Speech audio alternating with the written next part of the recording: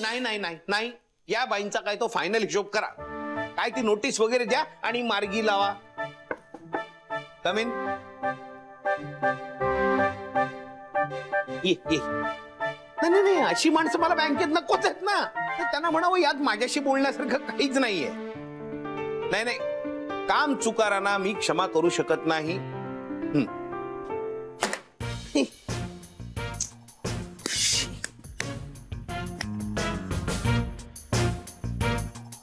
जान्हवी, हे तुला असं चौपाटीवर समुद्र किनाऱ्यावर वगैरे आल्यासारखं वाटतंय?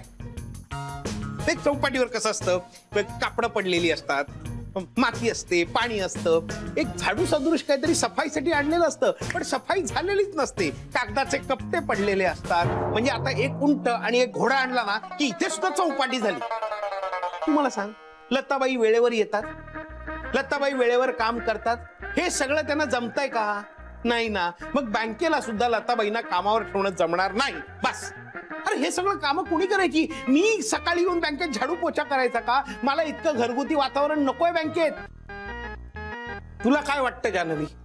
तुम्ही बॉस आहात आमचे, त्यामुळे मी जो निर्णय घ्याल तो योग्य असेल. नाही नाही, तसं नाही. तुला काय वाटतं सांग ना. म्हणजे घरीच मी तुझी कामवाल्या बाईच्या तक्रारी सांगते, इथे लोक या बाईच्या तक्रारी सांगतात. अरे मी कोण आहे? मी कामवाल्या बायकांची युनियन चालवतो का? माझ्याकडे तक्रारी येऊन सांगतात सगळ्या. तुमचं चिडणं अगदी स्वाभाविक आहे सर, पण तरी त्यांना काढून टाकणं एवढा एकच पर्याय आहे का? आहे ना, दुसरा पर्याय आहे. उद्या सकाळपासून मी लवकर येतो बँकेत आणि सगळी झाडलोट करतो. नाही का सर? तुमचं ठरलंच असेल तर मग मी माझं मत देण्यात काहीच अर्थ नाही आहे ना. नाही नाही, तसं नाही. म्हणजे मी आपलं सहज गंमत. तू बोल ना, बोल बोल बोल. एखाद्याला काढून टाकणं सोपं असतं, 4-1 वाक्यात विषय संपतो, पण त्यामुळे एखाद्याला प्रॉब्लेम होऊ शकतो ना. म्हणजे आपण जर त्या व्यक्तीचा प्रश्न सोडवू शकलो तर कदाचित. हे बघ जान्हवी, मी बँकेतला माणूस आहे. केलेली इन्व्हेस्टमेंट आणि त्याच्यावरचे रिटर्न्स याचा मी नेहमीच विचार करतो. आता बघ, मी गीताला कित्येकदा तिच्या चुकांवरनं बोलतो, पण मुळात ती कामचुकार आहे असं मला वाटत नाही. तिची कुवतच तेवढी आहे आणि या गोष्टीला काहीच अपील असू शकत नाही. आता या लताबाईंचंच घे, इतकी वर्ष त्या दृष्ट लागल्यासारख्या काम करायच्या, गेले काही महिने त्यांना काय झालंय तेच कळत नाहीये. मला वाटलं त्या स्थिरावल्या आहेत, कॉम्प्लेसंट झाल्या आहेत, पण ही कॉम्प्लेसन्सी मला चालणार नाही. त्यांना त्यांच्या जबाबदारीची जाणीव नसेल तर मला ती त्यांना करून द्यावी लागेल. म्हणून तुम्ही काढून टाकणार आहात त्यांना?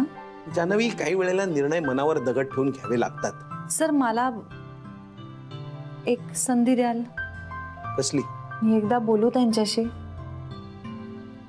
त्याने काय उपयोग होईल मला माहित नाही, पण जर मी प्रयत्नच केला नाही तर माझ्या मनाला टोचणी लागून राहील. तुम्ही म्हणताय तसं त्या जर कामाकडे दुर्लक्षच करत असतील तर त्यांच्या बोलण्यातून कळेलच ना आपल्याला, आणि प्रश्नच मिटेल. पण त्यापेक्षा जर एखादं वेगळं कारण असेल तर ते सुद्धा कळू शकेल. सर, अंतिम निर्णय तुमचाच असेल. मी फक्त 15 मिनिटं मागते त्यांच्याशी बोलायला. कम इन.